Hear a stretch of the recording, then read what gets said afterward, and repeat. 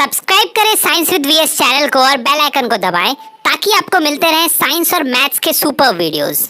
चलिए देखते हैं हमारा क्वेश्चन नंबर 14 क्या कहता है सर। बहुत ही ज्यादा आसान और थोड़ा सा यूनिक क्वेश्चन इसको कहेंगे। क्यों सर? क्योंकि ऐसा क्वेश्चन अभी तक हम लोगों ने नहीं बनाया सर। टाइम टेकन निकालना है सर इसमें। देखिए क्या बोलता है, a straight highway leads to the foot of a tower, a man standing on the top of the tower observes a car at an angle of depression of 30 degree which is approaching to the foot of the tower with a uniform speed. 6 seconds later, the angle of depression of the car is found to be 60 degree. Find the time taken by the car to reach the foot of the tower from this point. Sir बहुत ही ज्यादा basic question है। देखिए क्या बोल रहा है sir. देखिए figure तो बनाना जरूरी है, तो फिगर तो बनाना पड़ेगा। देखिए सर एक टावर है, ठीक है। बोलता है कि एक स्ट्रेट हाईवे है। यहां नहीं बनाते, थोड़ा इधर बनाते हैं क्योंकि फिगर जगह नहीं है ना अपने पास। हाँ ये देखिए क्या है हमारा, ये हमारा क्या है सर, टावर है सर। हाईवे तो नहीं होगा सीधा खड़ा, है ना। हाँ ये हमारा क्या है सर, हाईवे है, ठीक है। जहां पे ना सर एक कार है, एक क्या है अपनी सुंदर सी बहुत ही अच्छी BMW है सर, ठीक है। हाँ सर ठीक है सर। बोल रहा है ना कि ये जो एक आदमी टॉप ऑफ द टावर पे खड़ा है, ठीक है, यहां पे खड़ा है। उसने देखा कि ये जो अपना BMW है ना सर, ये क्या कर रहा है, अप्रोच कर रहा है किधर, टावर की तरफ अप्रोच कर रहा है। मान लेते हैं ये हमारा टावर है A एंड B, ठीक है। हाँ जब सर ये अप्रोच कर रहा है ना, तो उसने देखा कौन से एंगल पे, उसने देखा एंगल ऑफ डिप्रेशन, यानी कि यहां से ये लाइन कितना झुका हुआ है उसी को हम एंगल ऑफ डिप्रेशन बोलते हैं, जो कि हमारा क्या है सर 30 डिग्री है। उसने देखा कि ये जो कार अप्रोच कर रहा है ये कितने डिग्री पे कर रहा है सर, 30 डिग्री पे कर रहा है सर। बहुत बढ़िया सर, कोई दिक्कत नहीं सर, क्या ही दिक्कत होगा, है ना सर। हाँ अब बोल रहा है कि 6 सेकंड के बाद, आफ्टर 6 सेकेंड्स, जब उसने देखा ये जो कार थी अब यहां आ चुकी थी और इसका जो एंगल ऑफ डिप्रेशन था, कहां का, यहीं का एंगल ऑफ डिप्रेशन था, वो क्या हो चुका था अब 60 डिग्री हो चुका था। कितने सेकंड्स लगे उसको सर, 6 सेकंड्स लगे। कोई दिक्कत नहीं सर, समझ में आ रहा है ना क्वेश्चन। हाँ सर अब ये कार यहां से यहां आ चुकी है और जो एंगल ऑफ डिप्रेशन है उस बंदे का, उस लड़के का मुंडी का जो झुकाव है वो कितना दिया है, 60 डिग्री दिया है, ठीक है सर। अब जैसा पिछले क्वेश्चन में हमने किया वैसे ही करेंगे सर। पॉइंट मान लेते हैं A B, इसको C मान लेते हैं, इसको D मान लेते हैं, इसको C इसको D कुछ भी आप मान सकते हैं। वैसे पहले यही पॉइंट आया था, उसी को C मानते हैं, ये बाद में आया था, इसको D मानते हैं, है ना। जो अपना तरीका है उसी से चलते हैं। अच्छा मैंने फिर से तो वही लिख दिया यार। चलो देखो ये हमारा पॉइंट C है, ये हमारा क्या है D है, ठीक है। देखिए अब मैंने बताया था आप लोगों को, क्या बताया था कि सर मान लेते हैं ये पॉइंट हमारा क्या है सर, ये पॉइंट हमारा Z है, ठीक है। हाँ सर अब जो हम लोगों ने इसमें फिगर में लिखा उसको हमको यहां भी तो लिखना पड़ेगा। अच्छा सर यहां पे कुछ एक चीज कर लेते हैं। देखिए क्या, ये हमारा AZ क्या है, पैरेलल है किसके, BC के। दोनों लाइंस क्या है, पैरेलल है सर। तो देखिए ये वाला जो दोनों लाइन है ये क्या कर रहा है, ट्रांसवर्सल इंटरसेक्ट कर रहा है दोनों पैरेलल लाइंस को, है ना सर। यानी कि जो हमारे एंगल्स होंगे, यानी कि ये जो 30 डिग्री है, ये जो पहला वाला C वाला है, ये क्या हो जाएगा, दोनों अल्टरनेट एंगल्स हो जाएंगे और alternate angles are always equal, ठीक है। हाँ मतलब ऑलवेज इक्वल ही होता है सर। देखिए ये क्या है, ये पैरेलल है, ये भी पैरेलल है, तो ये जो 60 डिग्री है ये भी तो इसके D के क्या हो जाएगा सर, अल्टरनेट एंगल हो जाएगा दोनों। और ये क्या हो जाएगा सर, ये भी 60 डिग्री। बस आपको क्या याद रखना है सर, दो पैरेलल लाइंस को जब भी एक लाइन ट्रांसवर्सल इंटरसेक्ट करता है तो आमने सामने वाले जो एंगल्स होते हैं, जो एडजेसेंट एंगल्स होते हैं, वो क्या होते हैं सर, इक्वल होते हैं। ये पता ही है आप लोगों को, वैसे 9 में पढ़े होंगे आप लोग। चलिए तो देखिए अब मानते हैं जो हम लोगों ने यहां माना, let AB be the tower, ठीक है sir, AB be the tower, ठीक है ना सर। अब देखिए और क्या माने, और कुछ मानना है क्या, नहीं सर डायरेक्ट लिख देते हैं, हम लोगों ने फिगर में बनाया है फ्रॉम फिगर क्या सर, कि AZ is parallel to BC, AZ parallel है BC के, है ना।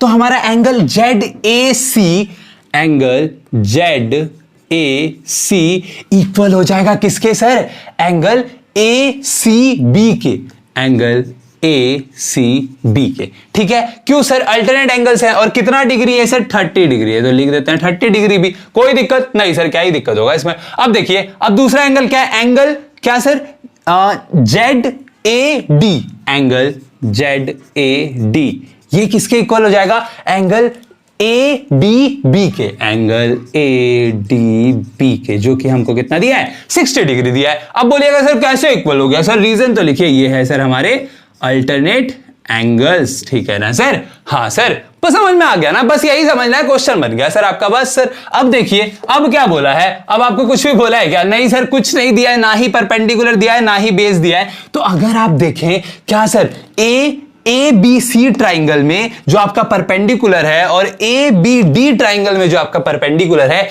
दोनों इक्वल है ना सर? हाँ सर, तो आप अगर परपेंडिकुलर निकालने दोनों को इक्वेट कर दे तो आपका आंसर ही आ जाएगा। तो चलिए ना निकाल देते हैं, क्या बहस कर रहे हैं sir. In triangle from figure, in triangle ABC,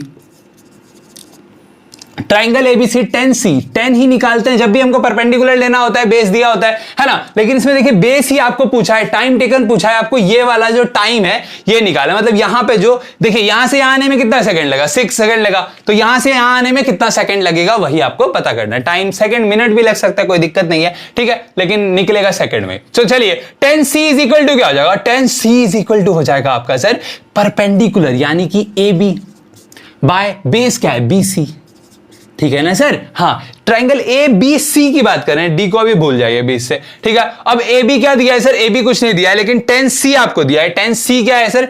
30 degree, तो 10 30 डिग्री इज इक्वल टू हो जाएगा आपका A B by B C, ठीक है ना सर। हाँ, अब 10 30 डिग्री का वैल्यू रख दिया, 10 30 डिग्री होता है 1/√3 is equal to A B by B C. मैंने आपको बताया कि परपेंडिकुलर आपको निकालना है सर, ए बी निकालना है, तो ए बी को एक साइड और बी सी को ऊपर भेज देते हैं, यानी कि A B is equal to आपका क्या हो जाएगा? BC/√3 हो जाएगा सर। आपका आ गया क्या? ए बी का वैल्यू आ गया सर, ठीक है। अब अगेन फ्रॉम फिगर क्या sir? In triangle A B D, अब ट्राइंगल कौन सा है? ए बी और डी है आपका, ठीक है सर, कोई दिक्कत नहीं सर, जो लिख रहे हैं, जो फिगर में दिया हुआ है तो लिख रहे हैं, है ना सर। अब फिगर फिर से देखिए, अगर हम tan थीटा मान लें, परपेंडिकुलर निकाल लें, ए बी निकाल लें, ये ए बी और वो ए बी इक्वल हो जाएगा, इक्वेट करके वैल्यू निकाल लेंगे, ठीक है। हाँ सर, अब देखिए क्या हो जाएगा फिर से, tan d is equal to क्या हो जाएगा? ए बी जो कि हमारा परपेंडिकुलर है बाय बी डी जो कि हमारा बेस है, बी डी, ठीक है, इतना समय कोई दिक्कत नहीं। अब d का वैल्यू क्या दिया है? 60 डिग्री, तो tan 60 degree is equal to, इन दोनों का वैल्यू दिया है क्या? नहीं सर, तो A B by B D sir, कोई दिक्कत नहीं। अब tan 60 डिग्री का वैल्यू रखिए सर। tan 60 डिग्री का वैल्यू आप लोगों ने उस टेबल से याद किया होगा, टेबल वाली ट्रिक से याद किया होगा, जो मैंने बना रखी है वीडियो अपने इन्हीं हाथों से आप जाके देख सकते हैं, ठीक है। हाँ, अब tan 60 डिग्री कितना होता है सर? √3 होता है। अब देखिए ये क्या है? बी डी इधर क्या है सर? छोड़िए, लुकिए एक स्टेप लिख ही देते हैं, ये है बी डी, ये बी डी डिवाइड में रखे मल्टीप्लाई में, क्यों? क्योंकि हमको बी ए बी निकालना है, तो हमारा A B is equal to हो जाएगा √3BD, ठीक है ना सर। हाँ सर, अब देखिए इसको अगर हम इक्वेशन 1 मान लें, इसको हम इक्वेशन 2 मान लें, तो कोई दिक्कत, कोई हमको मारेगा क्या सर? नहीं मारेगा, तो मान लेते हैं ना, क्या ही दिक्कत है ना सर। हाँ, अब देखिए, अब फ्रॉम इक्वेशन 1 एंड 2, अब इक्वेशन 1 एंड 2 से हमको क्या मिल गया सर? हमको मिल गया कि A B is equal to A B, दोनों कट गया, 0 हो गया, लेकिन ये और ये क्या हो गया? इक्वल हो गया, यानी कि BC/√3 इक्वल्स √3BD। अब देखिए सर, आपको वैल्यू किसका चाहिए? आपको वैल्यू चाहिए इसका, है ना। हाँ सर, अब देखिए आप BC को क्या लिख सकते हैं? BC को क्या लिख सकते हैं? BC को आप लिख सकते हैं BD प्लस CD, है ना सर। BD प्लस CD लिख सकते हैं ना BC को, तो लिख दीजिए। अब नहीं, पहले रुकिए, ये √3 इधर क्या है? डिवाइड में जाके मल्टीप्लाई में, तो √3 इंटू √3 का स्क्वायर, आप इसको डायरेक्ट 3 भी लिख सकते थे, कोई दिक्कत नहीं था। यहां क्या है? BC। अब इस BC को क्या लिख सकते हैं? आप पूरे BC को देखिए, यहां से यहां तक जो आपका BC है, इसको क्या लिख सकते हैं? ये BD प्लस ये CD लिख सकते हैं ना, तो वही लिखेंगे BD प्लस क्या सर? CD, ठीक है सर, कोई दिक्कत नहीं सर। ये प्लस ये पूरा होगा ना, वही लिखे। क्यों लिखे सर? क्योंकि देखिए यहां BD है, यहां भी BD है, कट कुट के कुछ तो आएगा सर। हाँ सर, बस वही किया और कुछ नहीं किया। अब देखिए यहां सॉल्व कर देते हैं, इसको जगह बहुत कम है। अब देखिए √3 का स्क्वायर क्या होगा सर? स्क्वायर रूट कट जाएगा, 3 होगा सर, क्या ही पूछते हैं आप भी। अब देखो ये इधर प्लस में, BD इधर जाके माइनस में, यानी कि क्या हो जाएगा? CD is equal to 3BD minus BD। देखिए क्या किए? कुछ नहीं किए, बहुत आसान है, कंफ्यूज नहीं होना है। ये CD को इधर रहने दिए, ये इधर प्लस में, इधर आके माइनस में, ये √3BD क्या हो गया? स्क्वायर था, तो 3BD हो गया, 3BD minus BD is equal to 2BD is equal to CD, ठीक है सर, हाँ सर, लेकिन आपको क्या निकालना है, CD निकालना है क्या? नहीं, आपको BD का निकालना था। तो BD इधर 2 में है, ये इधर आके क्या हो जाएगा, डिवाइड हो जाएगा। देयरफॉर यहां से आपका therefore BD is equal to क्या हो जाएगा, CD अपॉन 2 हो जाएगा सर। ठीक है, इतना सा समझ में आया, बस इतना ही है, कुछ नहीं है अब क्वेश्चन में। देखिए सिंपल, अब इसको मिटा के सॉल्व कर देते हैं। ठीक है, आप लोगों ने लिख ही लिया होगा, है ना, बहुत तेज है आप लोग, मुझे पता है। देखिए सर, ये आया ना, ये रिलेशन आया ना, बस यही चाहिए था। अब देखिए गिवन क्या है आपको, एक चीज आपको गिवन है कि टाइम टेकन बाय कार। क्या गिवन है sir, time taken by car क्या है सर गिवन, 6 सेकेंड गिवन है ना सर। कहां लिखा है यार, फाइंड, देखिए सर 6 सेकेंड्स लिखा है ना, हाँ, तो हमको 6 सेकेंड गिवन है। कहां से कहां जाने तक गिवन है सर 6 सेकेंड? आपको गिवन है कि कार C से D, यानी कि CD जाने में आपको, यहां पे देखिए, यहां पे कॉमा डाल के लिख लेते हैं, CD इज इक्वल टू आपको कितना दिया है, 6 सेकेंड दिया है। ठीक है, हाँ, अब हमको दिया है कि BD, therefore BD is equal to क्या हो जाएगा, CD बाई 2 हमको गिवन है, तो CD क्या हो जाएगा, 6 by 2 is equal to 3 seconds. आपका क्या आ गया सर, आंसर आ गया।